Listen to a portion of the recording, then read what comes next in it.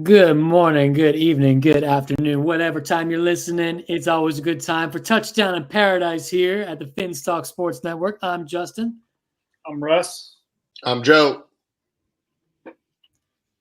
And Petey's muted over there, but he knows what's up because dude, champion. Let's go, baby. Let's go. I'm just so jacked. I want to make sure my mic's not too loud, so I'm muting myself. Yeah, what a week it's been for sports. Russ, shield your ears. I know it's been a very tough week for you.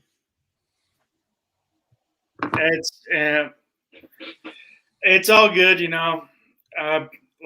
we spoke before. Baseball's the Yankees, no fundamentals. The Dodgers it wasn't like the Dodgers were the astoundingly better team. It was just they played more fundamental baseball. They only outscored them 25-24, and that goes. Baseball's like the only real sport like you see nowadays. If you can get away, like we said, you can get away with pure athleticism and win. If you don't play clean fundamentals in baseball, you'll probably lose. So it's all good. My Jets won, so that was nice to get me back going. I beat Pete in fantasy pretty handily this week. Pete sucks, so suck it, Pete. But you move on. Dodgers, congratulations, boys. Congratulations to the Dodgers. Congratulations to the Yankees on a phenomenal season. Congratulations on a first full season World Series. No, I knew you were going to say it. I knew you were going to say that. Shut the hell up. You're lucky it was even close. The Dodgers are so much better. That just goes to show you that baseball is weird. You still could have taken like 3 games on us, possibly. Just crazy. Great series. I mean, the walk-off by Freddie game 1. What's Aaron Boone putting a pitcher in there that hasn't pitched in a month to throw to him when he throws a meatball? But great win for the Dodgers. Hopefully we play you guys again next year, Russ. I mean, it's pretty cool playing the Yankees, not gonna lie. Regardless who wins, it's still pretty dope. So it's just next year Soto will be in a Dodgers uniform. That's the only problem, but that's fine, So.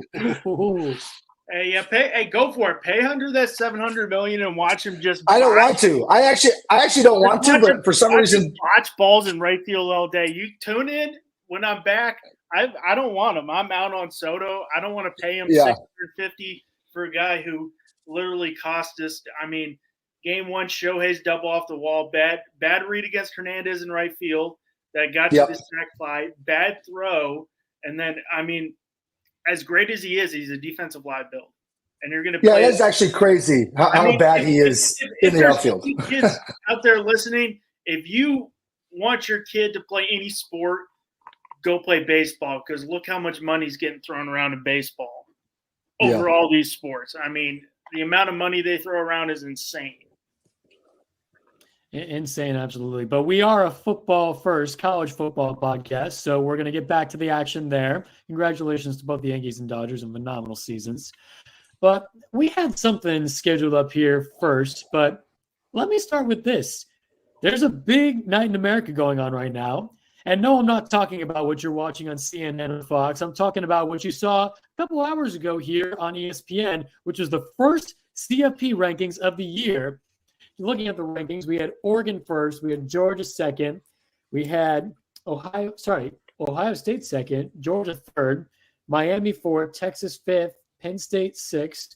Pulling up the rest of the rankings here. Guys, initial reactions for when you saw the rankings, starting with Joe. Surprised Ohio State's 2. I know they did just beat Penn State, but I think Georgia should be 2. Miami being 4, I guess it's because they're undefeated. I would probably take Texas to beat Miami pretty handily. And again, I'm looking further down. Love the Hoosiers at 8, and they got a couple big matchups coming up here soon. So hopefully they can keep it rolling. But yeah, my big take is Ohio State 2. I don't think they're the second best team in the nation. I think that's Georgia's spot.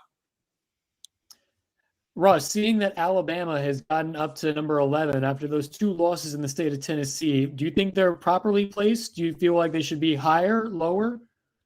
I think it's proper, Justin. I think it's proper place. For the most part, I thought the rankings were pretty solid. I mean, Alabama, obviously, it's an elimination game this week for them against LSU.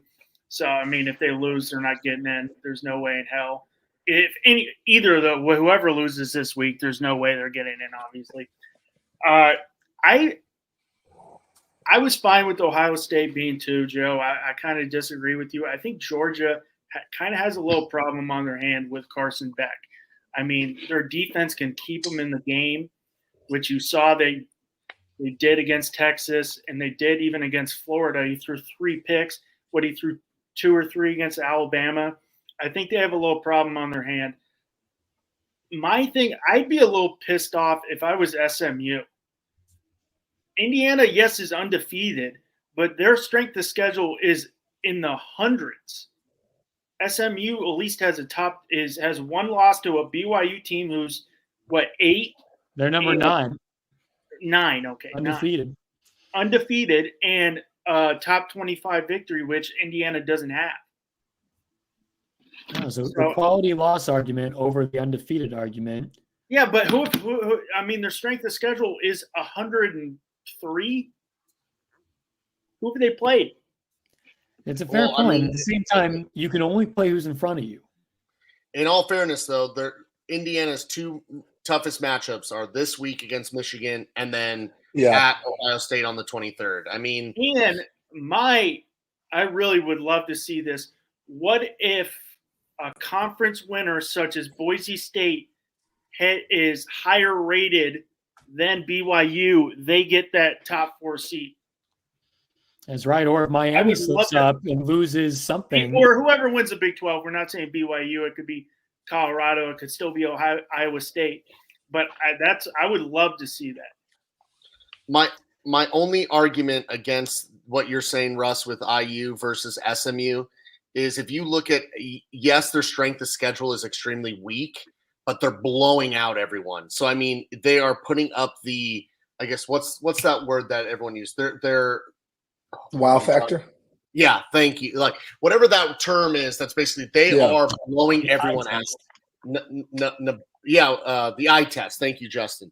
They're passing the eye test. They're blowing out Nebraska. They're blowing out Michigan State. They're blowing out UCLA. And I mean, UCLA is a crappy team, but they're on a 2-game winning streak, and they even beat Nebraska pretty solidly not too long ago. So it's like I think also you have to think there is also some probably bias. Like, let's be honest. You have Indiana in the Big Ten versus SMU in the ACC.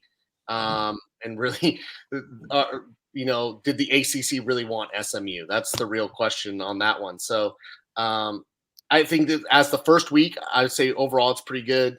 I agree with the Carson Beck issue, but I just think overall team per team, the defense for Georgia is better than Ohio State's. I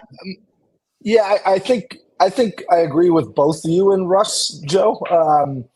I think you have to put Ohio State there because they lost by 1 point to Oregon. So, like, where else are they going to put them?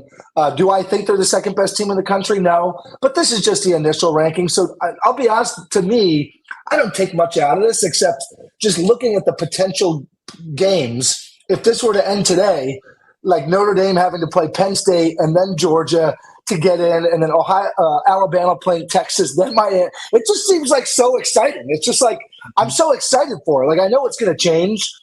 It's obviously every one of these teams is probably going to take a loss or a win. But I'm just excited. It's just cool. I don't really care right now about the top 12 or even the top 15. I know LSU's out of there. If they have a big win, maybe they jump in.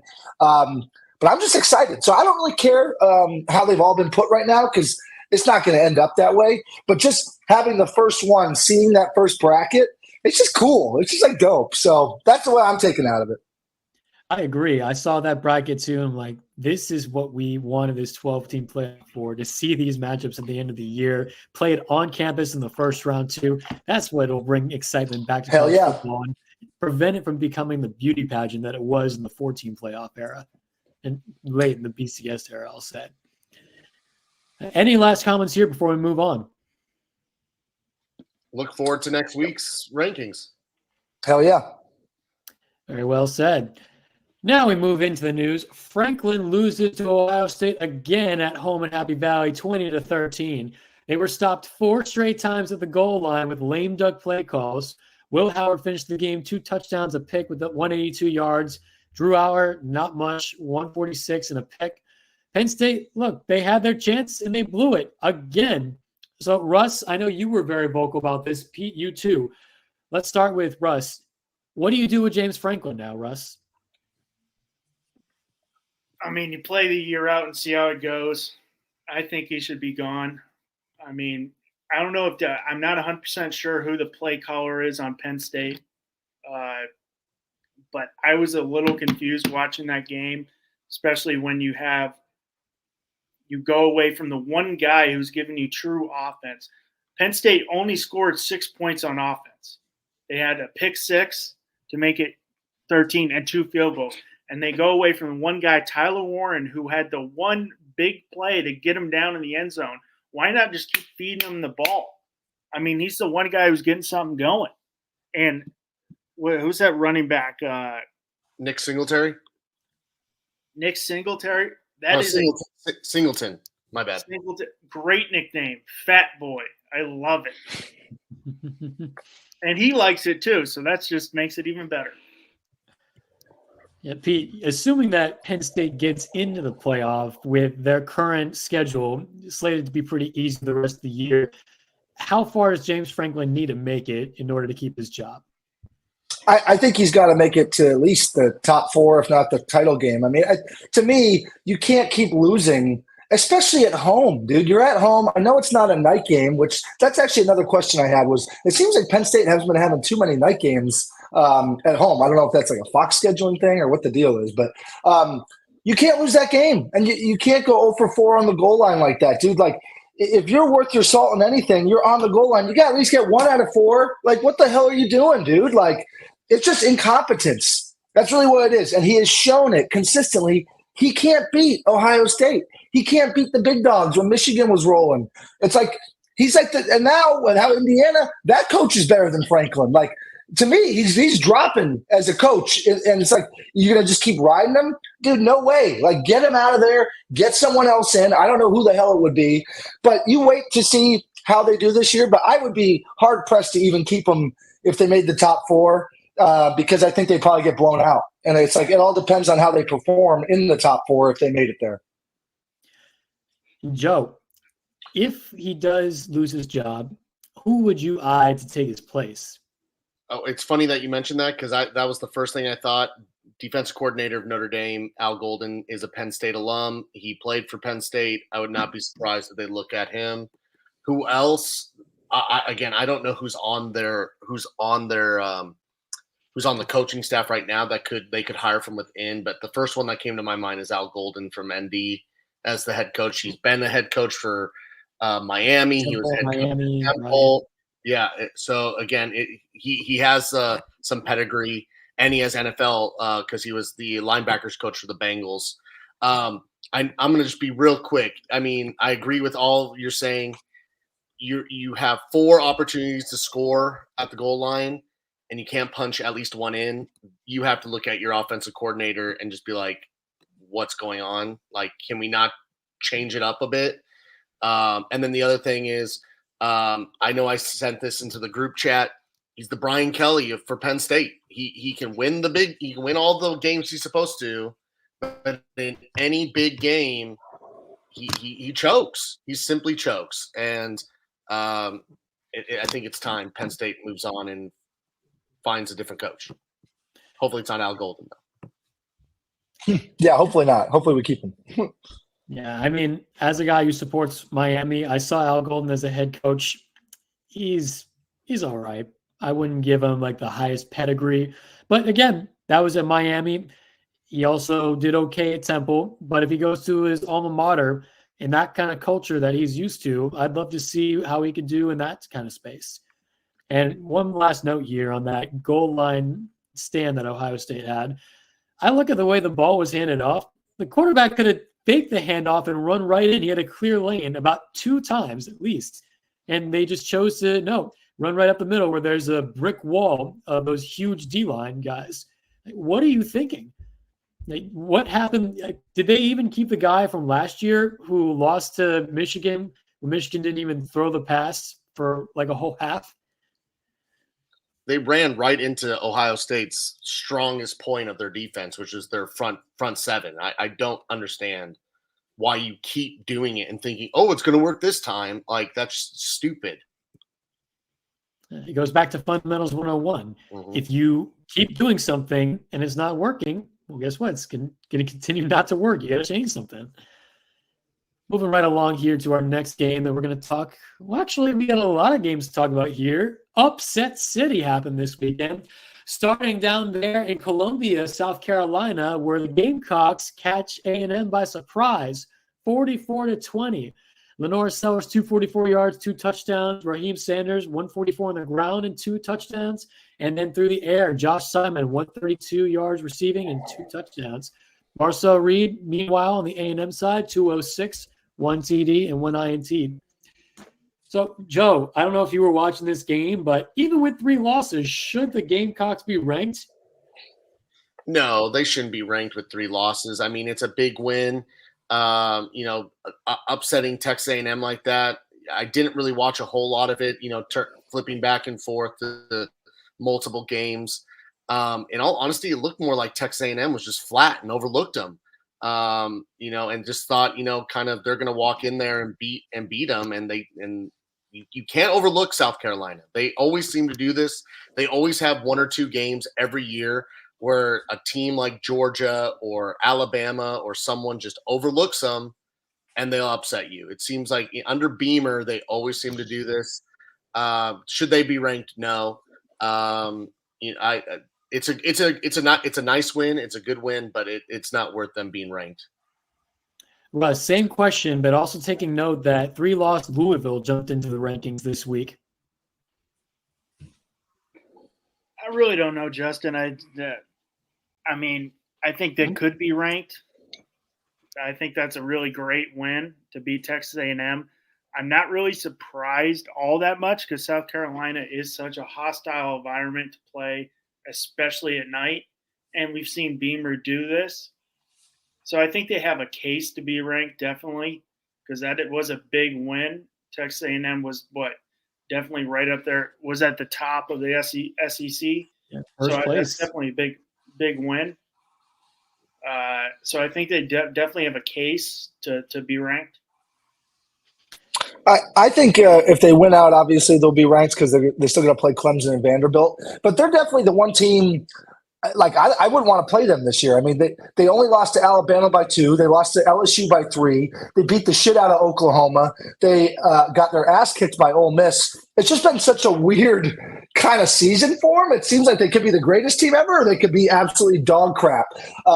So yeah, I don't want to play them. If I'm Clemson at the end of the season, that might be the game that for sure keeps Clemson out of it. I mean, even if Clemson thinks they have a chance to get in. So just interesting. Definitely a team you can't underestimate. And as sure as I wouldn't want to see them in a bowl game. Any unlucky team is going to get them. Although the Gamecocks have been maybe the unluckiest team in the nation for that 3-4 game stretch that they struggled in, especially that LSU game. That one just slipped out of their hands just like that. Fundamentals. Mm-hmm. Yeah, speaking of Clemson, they got upset in Death Valley, 33-21. Isaac Brown in Louisville, 151 on the ground and a touchdown. Phil Moff on the Clemson side, 171 and 2 touchdowns. This was Louisville's first ever win over Clemson. First of all, congratulations to Jeff Brom and those guys. That's huge for your program. Big stepping stone, building block there. Now, Pete, let's start with you here. What did you see in this game that told you about Louisville, and what did you find out about Clemson? If you just look at the stats on this, right? Okay, so Louisville wins by whatever the heck that is, almost, a little over 10 points. Clemson had almost 100 more total yards. They had 80 more passing yards. They had slightly more rushing yards, and they had 31 first downs to 19. Let's see here. They had 5 or 6 fourth downs, and they ran almost twice as many plays. And Clemson lost that football game. So it just tells me, just looking at the stats, like Louisville was better. Clemson basically they doubled them up, and they couldn't score enough points. They couldn't get the ball in the end zone. So yeah, it's not really what I saw coming. I did not see this happening, but good for Louisville, man. I mean, and screw Clemson. But I didn't see it coming because the way Notre Dame played them, they were pretty good, and I thought Clemson was probably trending better than Notre Dame, and that's obviously not how it turned out. So, but yeah, if you just look at the stats, oh my God, it's like they doubled them up and still lost by more than almost 2 touchdowns. It's crazy. Joe, seeing if Clemson can come back with some luck and win the ACC, do you think they would deserve a top 4 ranking with a bye? Could there be a Boise State that jumps them, or could it be BYU? What's the rule? Top 4 places get the bye. Top 4 conference champions, just conference champions, get the bye. And it could be one Power 5. It doesn't have to be from. It doesn't have to be.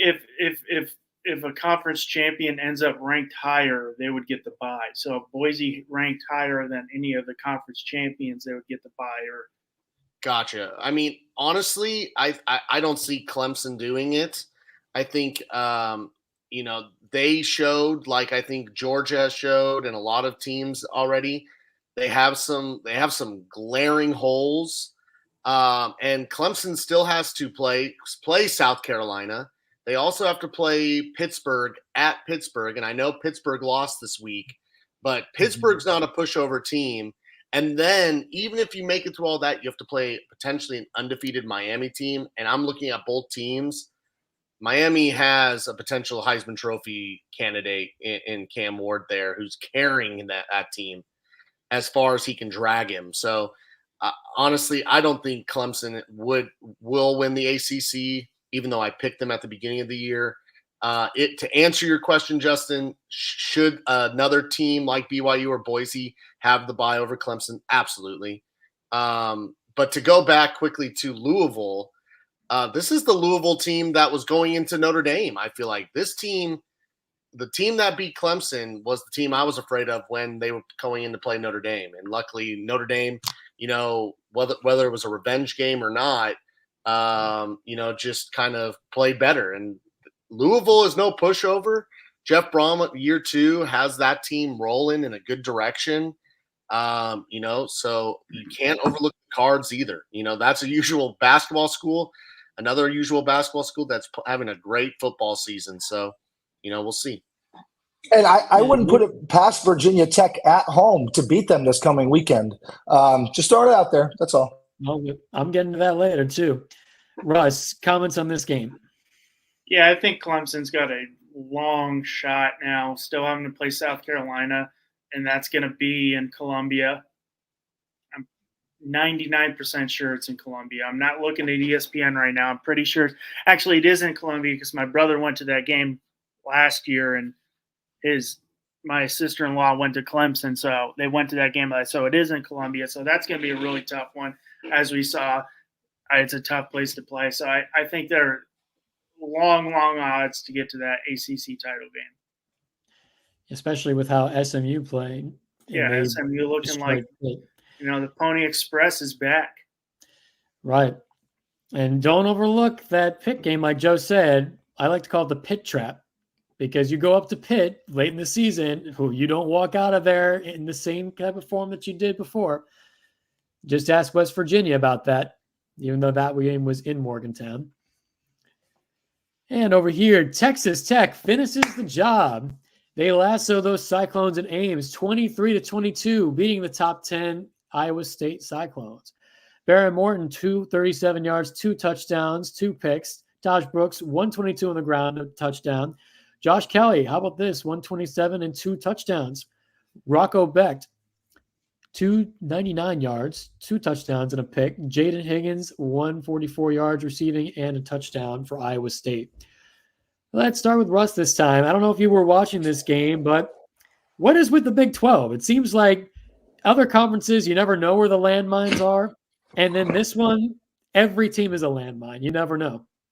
I mean, I don't know. The Big 12 is a fun conference to watch this year. Obviously, very fun. I mean, you got teams like Texas Tech. You got BYU, Iowa State, even though they lost, is good. You got Colorado is coming out of nowhere. Who people wrote off, who still have a path to get to that Big 12 title game.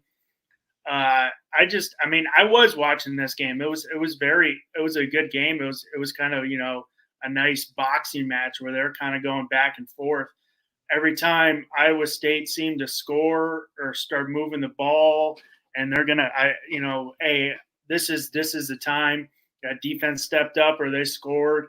Iowa State's couldn't stop them. Rocco Beck, son of New York Jets tight end Anthony Beck. I feel Big 12 this year is a great, a lot of competitive conference, and anybody can lose any single day. Yeah, that's how I feel like the Big 12 has been in the last couple of years, which has made it really fun to watch, especially because they didn't play defense for a long time.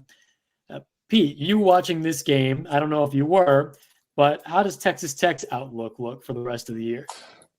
In general, I guess when I watched this, I watched a little bit of it. I was bopping around in Vegas, so I didn't catch the whole thing. I saw a little bit at the sports book. I'm not shocked that Texas Tech won, just simply because Iowa State doesn't have one ranked win all season. I mean, if you look at their schedule, they haven't beaten anyone ranked, unless they were ranked at the time, but it doesn't look like it. Iowa. Texas.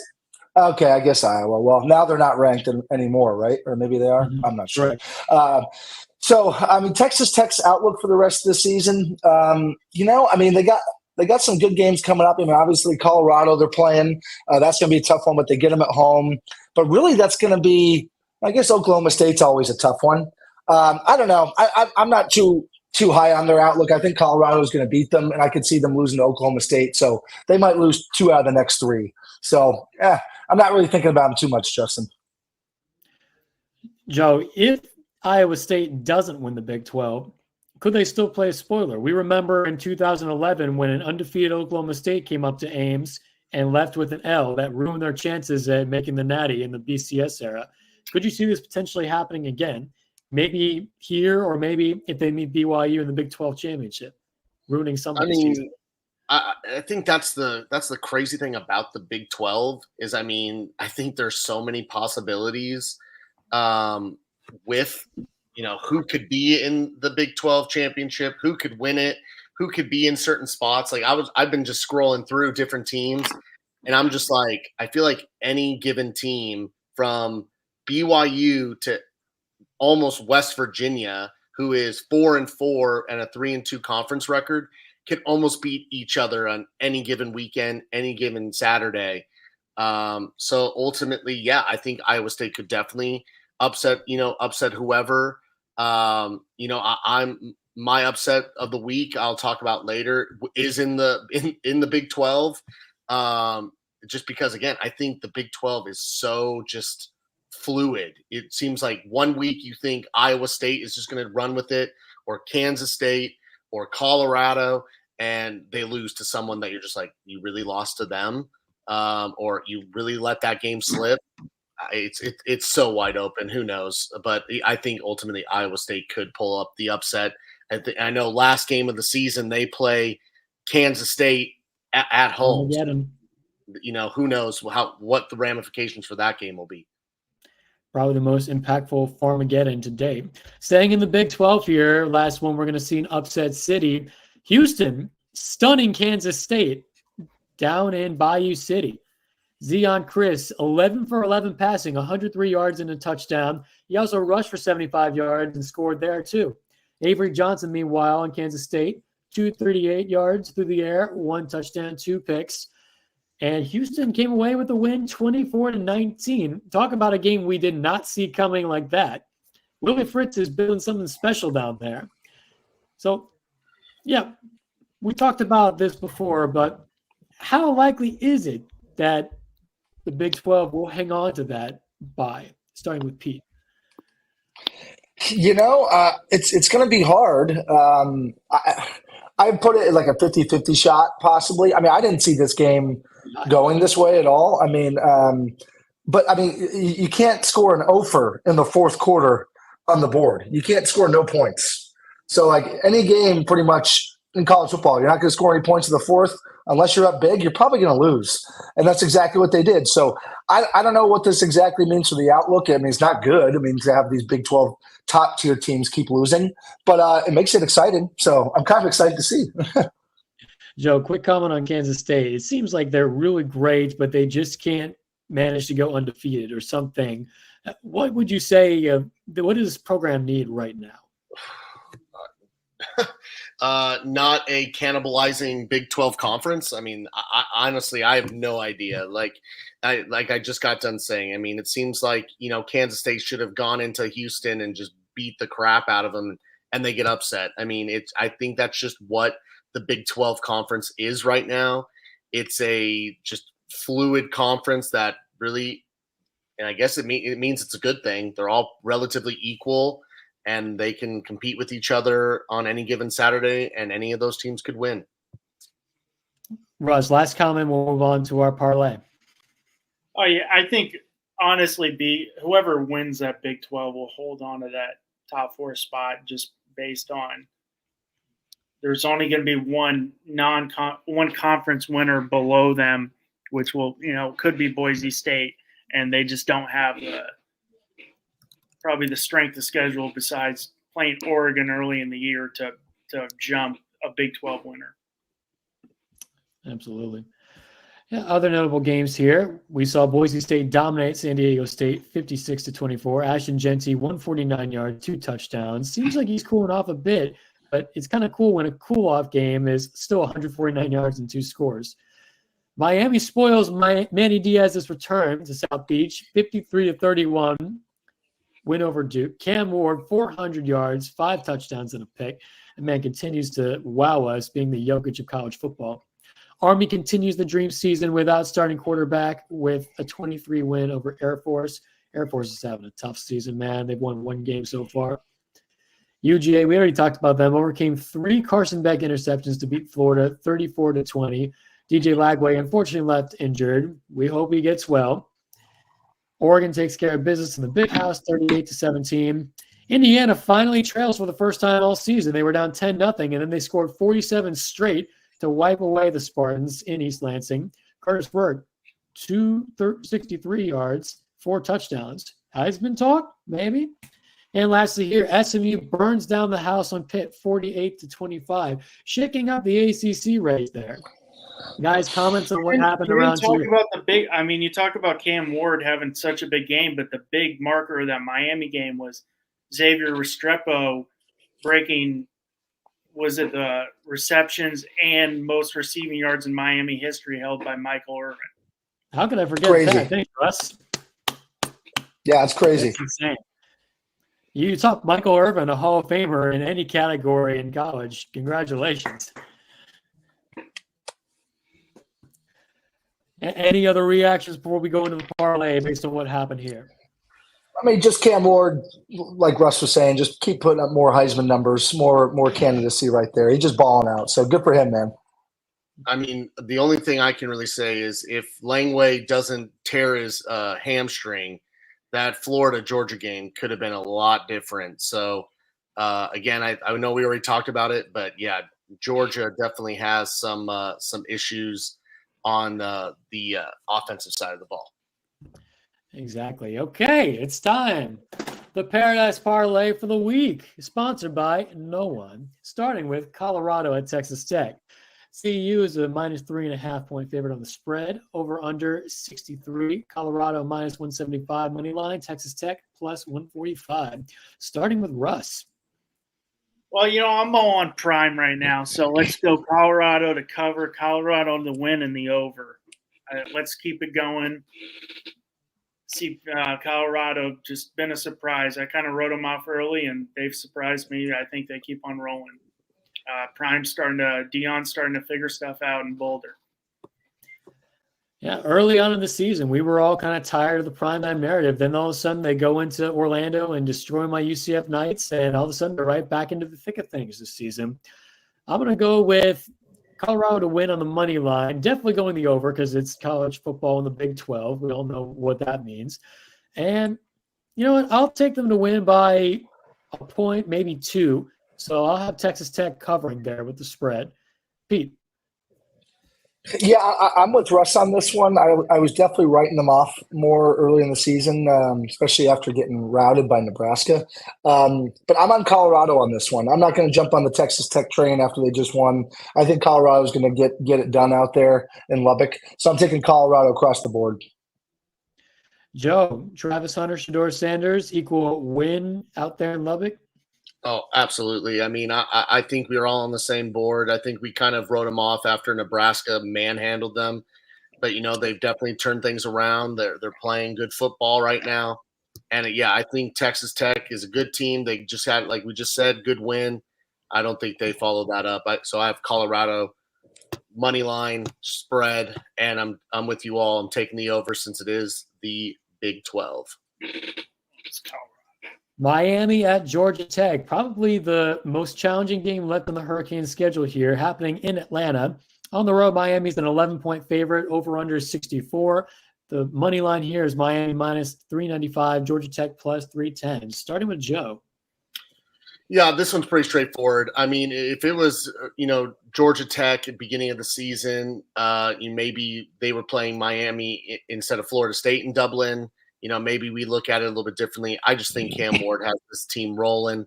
I'm taking Miami minus 11.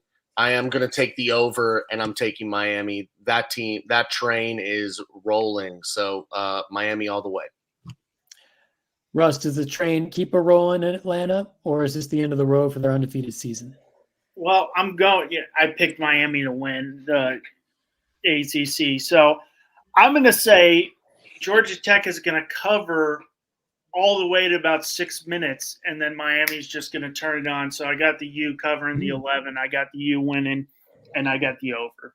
That's a great pick there. Pete? I'm on the same thing just because, Notre Dame went into Georgia Tech and beat them by basically 3 touchdowns.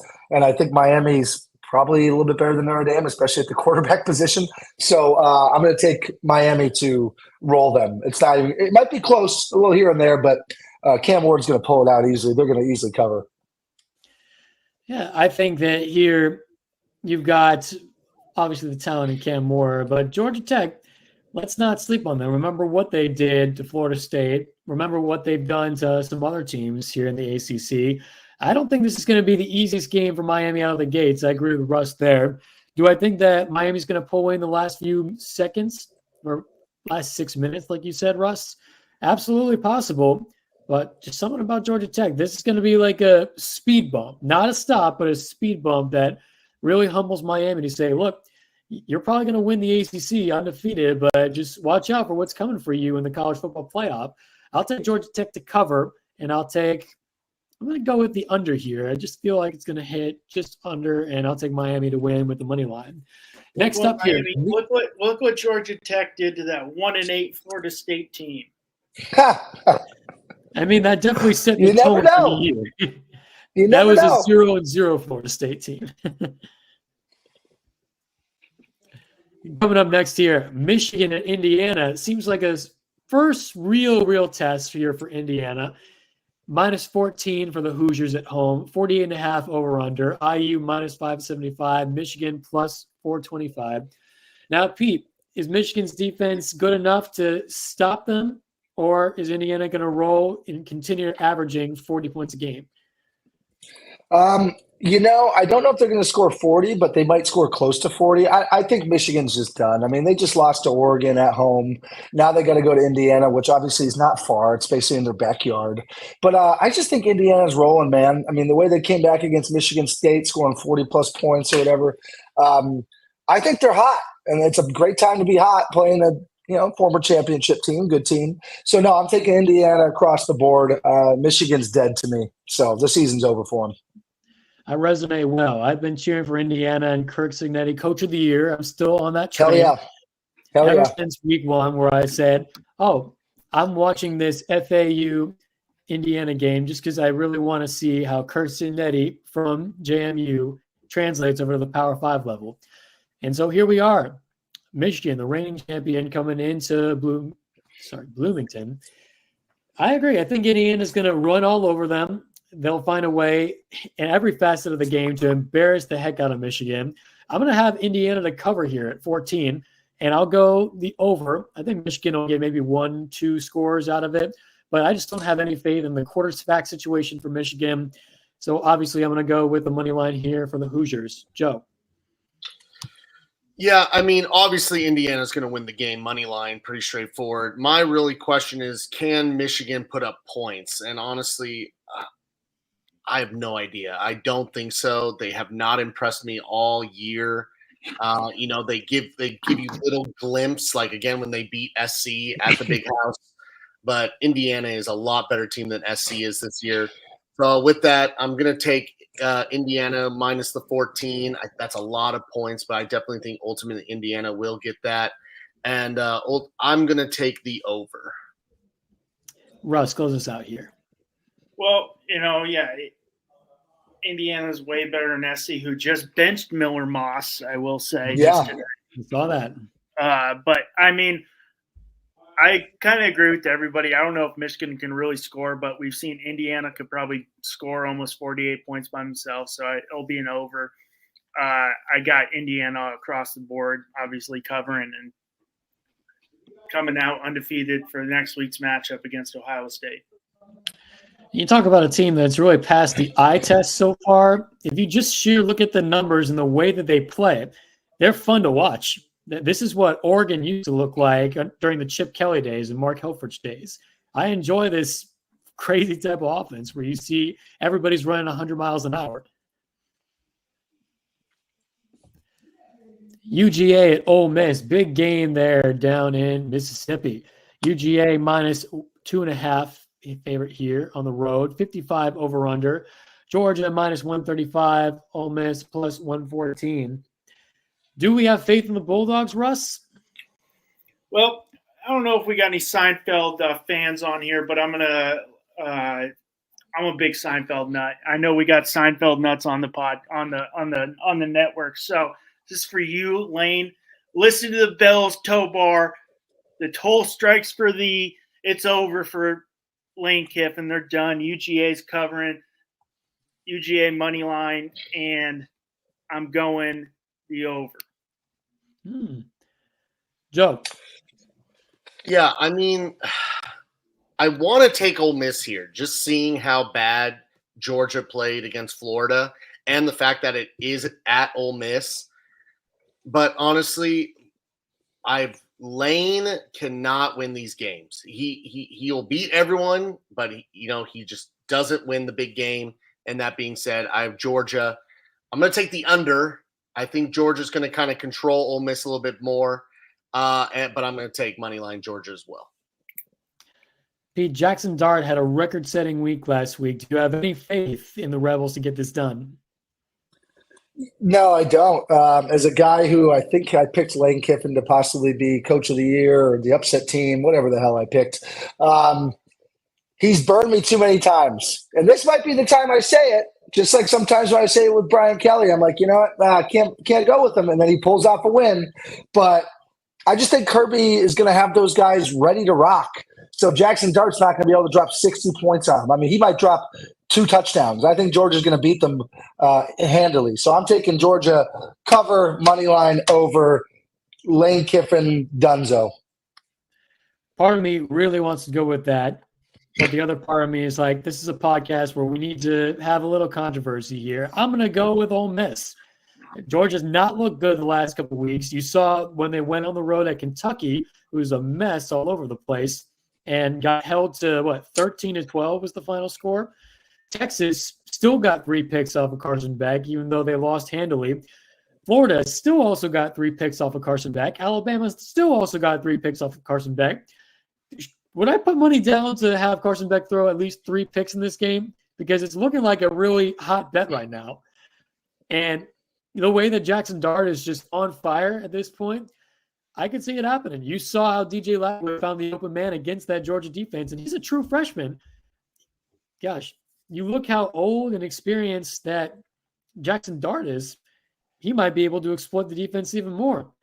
So I'm going to go with the upset here. Not that it's a real upset, but I'll go with the Rebels here to cover on the spread. I'll take them on the money line. And I agree on the under there, Joe. That's a really good pick. I just don't feel like Georgia's delivering as well on the road as they are at home.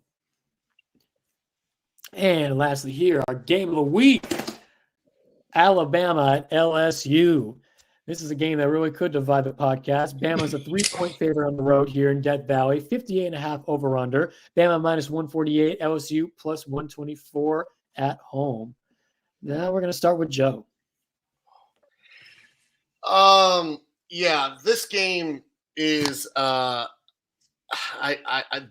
everything is telling me to go LSU. Everything is telling me to go LSU. I feel like LSU just is kind of, going the right direction where Alabama's kind of sputtering a little bit. But there's one caveat that I'm the reason why I am picking Alabama to go into Death Valley and winning, and his name is Brian Kelly. And that is, again, I may be a broken record. Everyone's going to say he says the same thing over and over again. But when you've seen that guy and what that guy does, yeah, you just roll with it. So I'm taking Bama. I'm going to take the over. I think they are going to both put up points. I think both offenses are good. And I'm going to take Bama money line. I just don't trust Brian Kelly in the primetime game. Great pick. I do think that LSU is going to pull this out just because they're at home. We saw him beat Nick Saban a couple years ago with Jaden Daniels in a very ballsy call in double overtime, I think it was, or the first overtime, where they went for 2 right away, and it paid off. They converted it, and they stormed the field. This is feeling like one of those games. I know Nick Saban is gone. We've got Kalen DeBoer now. We've seen them fold in big moments on the road in the state of Tennessee. He knows what this game means to Alabama, but this is his first year. It's somewhat of a rebuild year, a retool year, I want to say. Brian Kelly's got a veteran team in there that's going to get it done. So I'll go with the Tigers. I'll go with them to cover on the money line. Sorry, the spread. I'm going to take the over as well. I think that's a great pick, Joe. And I'll take them to cover the spread, of course. Pete. Oh, my God, Joe. I don't want to do it, dude, but for some reason, a night game, it's a night game. I just looked. It starts at 6:30. I just think despite Brian Kelly, I think LSU is going to figure out a way to get it done. And I also just don't think Alabama's as good as what, people think they are. So I'm taking LSU across the board. But if it absolutely goes the wrong way, this is a caveat, I'm an idiot. And I'll be right there with you, Pete. Russ, you love Kalen DeBoer more than anybody in this podcast. Do you love him this week? Yeah, 2 good quality points. I'm going to go with my boy Blue there. I'm going to go with Joe. I got Bama. I got the over, and I think they keep the season going. Even though Milroe has had some struggles, I think they win. I don't know if Kelly's going to get it done this week. The only other caveat for LSU is they don't have Jaden Daniels. So, good point. Again, I'm not saying. But Bama doesn't have Saban. True. But again, then I look at who the coaches, and I trust Kalen DeBoer over Brian Kelly. That's right. They both made a title game. Let's throw that out there. And they both got pretty routed in both those games. I'm going purely based on vibes. I'm just going based on vibes. It's a night game in Death Valley, so that's it. Mm-hmm. There you have it, the Paradise Parlay. Now for our predictions, upsets, covers, other games we're watching, galore. Let's start with Pete today. Who you got? All right, let me just get unmuted right there. So in terms of my upsets, I'm going to take Wake Forest. They are down by 7.5 points versus Cal. It's a home game, so Cal's got to travel all the way out east. So I think Wake Forest has a chance to upset them outright in that game. So that's going to be my upset of the week. And then I was going to look at doing Florida to cover the 15.5, but I think I'm actually going to go Virginia Tech to cover against Clemson. I think that's going to be my cover of the week, which let me see what that spread was. Let's see here. So Clemson, yeah. So I'm going to take them to cover. That's my cover of the week. In general, though, obviously we got a bunch of good games on here, so I'm going to be watching everything. And I'll actually be in Texas this week with our good buddy JP, another local legend, Dodgers legend. So we'll definitely be tailgating and watching the Texas-Florida game very intently out there in Austin. So it should be a ripping time. Oh, man, I'll be in Texas this weekend too, but in Dallas. Oh, God bless it, brother. Drive on down, my man. Oh, man, I'd love to. I got a big gala I'm emceeing on Saturday, so I'm looking forward to that. Shout out to my man Dunu, who's putting that on for his nonprofit called Nerve. Joe, let's hear from you. This one's probably more of after talking to my uncle, who's a big Utah Utes fan, and I'm probably going to be a terrible pick, but I'm taking the Utes to beat BYU and give BYU their first upset. It's at Utah, not at BYU. I don't know. This game always plays kind of weird, and I feel like Utah's kind of had BYU's number the past couple of years, so going off of what my uncle was kind of talking to me about this past weekend, I'm going with Utah with the upset. For games that I'm watching, obviously IU versus Michigan. I want to just keep seeing that Hoosiers train roll. And, minus the LSU Alabama game, which I think everyone should watch. Ole Miss versus the Dogs. I think ultimately that's going to be the real test in the SEC besides that Bama LSU game. So I'll be tuning in on that one. Russ, let's hear from you. It's a good pick, Joe. Pete kind of stole the words out of my mouth because I think Wake Forest is going to upset Cal too. And I was thinking going Florida to cover at Texas. But the other one I'm circling to cover is Virginia at, was it 6.5 against Pitt? I think it's 6.5 if I stand corrected. Nice. Gosh, poor Cal. They've had to fly to Auburn. Obviously everyone's going to be watching LSU, Alabama. I want to see how Clemson's bounces back. Blacksburg is a tough place to play, as we all know. So I want to see how they bounce back. And, I think obviously Ole Miss, Georgia, I think the Lane train is done. Mm-hmm. Yeah, unfortunately to say, the train has come off the tracks. Mm-hmm. Yeah, sorry to interrupt you, Russ, there. My bad. But poor Cal. They've had to fly to Auburn, to Florida State, to Pitt, and now to freaking Wake Forest. You talk about probably the worst conference schedule for the new teams in the ACC. Look no further. That's just awful. That's brutal. Hey, game day actually went to Cal, so I don't feel bad for him. That's true. They did get a game day. Also, someone at Cal's booking all these flights. You know how many miles they're getting? Come on, brother. I mean, assuming that they're flying commercial, they could be on a charter and not be getting anything. They got a lot of money up there. Yeah, you're right. Right. I'm going to go with that upset, Virginia Tech over Clemson. I just feel like Virginia Tech, they're trying to break through, maybe have found their footing. Clemson stumbles a bit because they ran into a real team in Louisville. Can VT be real enough to upset Clemson at home? That's what I want to see. And, of course, I'll also be watching Florida at Texas. That's a game I've been circling on my calendar all year because I lived in Florida. I follow the Gators kind of on the side when I was at UCF, and I grew up a Texas fan.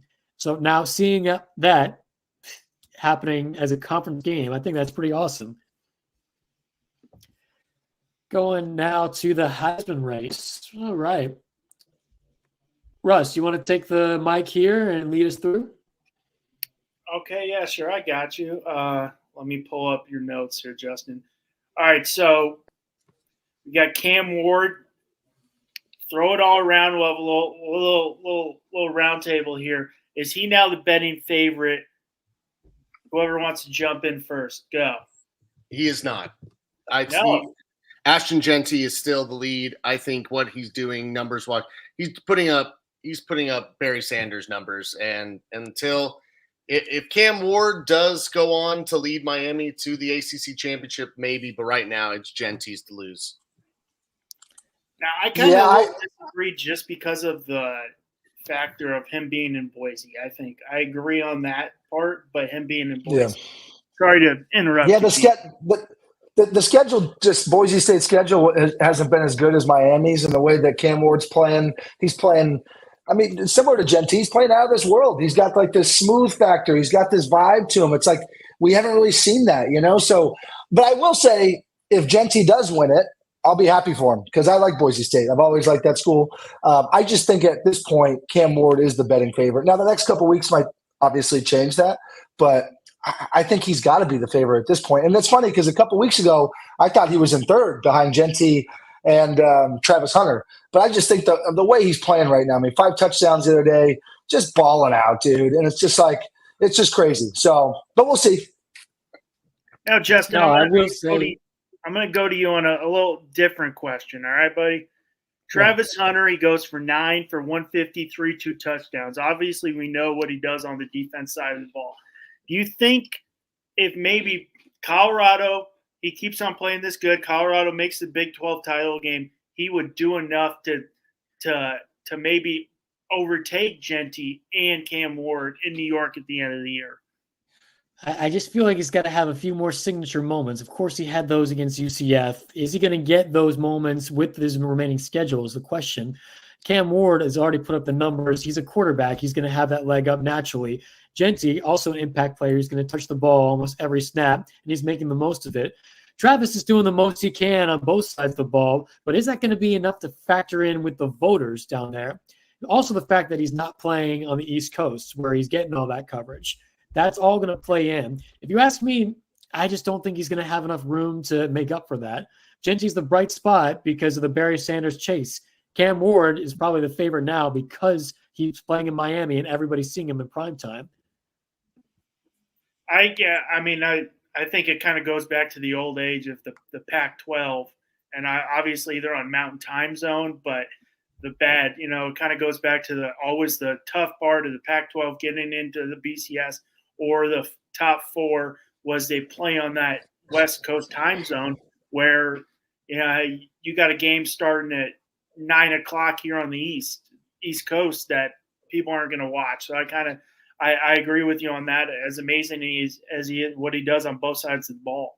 Anybody else want to jump in? Got any comments, Pete, Joe? Yeah. I would also say to the moments thing, the comebacks that they've had and how he's played in the third and the fourth quarter in these games for Cam Ward, I think it's Heisman-esque. I mean, the way he has literally played at the end of games, it's almost like Patrick Mahomes, crazy plays, crazy throws, spinning around. It's just like nuts. So specifically on that, the clutch factor, what he's done to that 38-point comeback against Cal or whatever. I mean, Jesus Christ, man. So, yeah, I'm going to say because of that, the clutch factor and how he's played in the third and fourth quarter, he's the Heisman to me. The other thing, too, that we said at the beginning of the season when we started talking about the Heisman in depth is it is a quarterback-led award. For whatever reason, it has gone more to quarterbacks lately than any other position.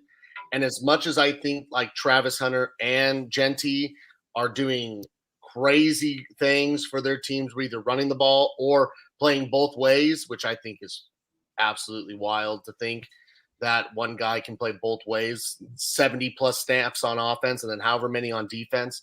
I think ultimately Pete, what you said, Cam Ward has that factor that, you may be down a touchdown, you may be down 10. And if there's time on the clock, he will probably lead you to a victory. And I think that's what the Heisman Trophy is somewhat about now, is who has that wow it factor. Dylan Gabriel, all business, passing touchdown against Michigan, 1 rushing. We talked about Genty. We can go on forever about that guy. Curtis Rourke, If Jackson Dart has another big game this week, maybe against Georgia, does that start put Dart in the conversation? I think it does, especially. I mean, I don't. What's the path for Ole Miss to make the SEC title game? Like, I don't have it in front of me, but they can make it if they win out, right? Like, so maybe if he balls out against Georgia, they make the SEC title game. Maybe that is enough to at least get him in the top 2. I don't know, but I mean, you throw 6 touchdowns against that Georgia defense. I mean, that'll change a lot of people's minds. Yeah, he goes for 6 TDs, 515. So, I mean, it's going to be an uphill battle, but, I mean, it is Georgia, and they have it's Georgia. They're the new Alabama. They're the cream of the crop in college football. And then beat Alabama. Yeah.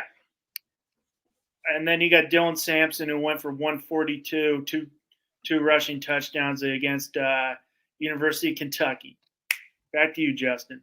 That was not. Thank you, Russ. That was not a gun symbol, fellas. That was just me snapping. All right. So don't kick me out of the game or give me a 15-yard penalty. Yes, you're all good. You're all good. Not on this podcast. Wrapping up here. Cheers for the week. Let's start with Russ, because you did such a great job there. Well, I got two. I got a I don't know, upside and downside. I'm going to start with the doom of the week was first week we're done teams to watch, and I'm seeing our notes, and Justin goes SMU. I'm like, all right, I like Nebraska. We're going to Nebraska. And he goes, bam, I'm going to go Nebraska. I'm just going to – Justin, what are you doing? Go with your gut, buddy. You look like a genius right now. If you want, I got to start listening to my gut. It's not that big, honestly. I need to get it bigger. Yeah, and then a cheer. My main cheer is congrats to my brother and my sister-in-law for having their first son, Henry Russell Morgan. Big boy, 9 pounds, 1 ounce.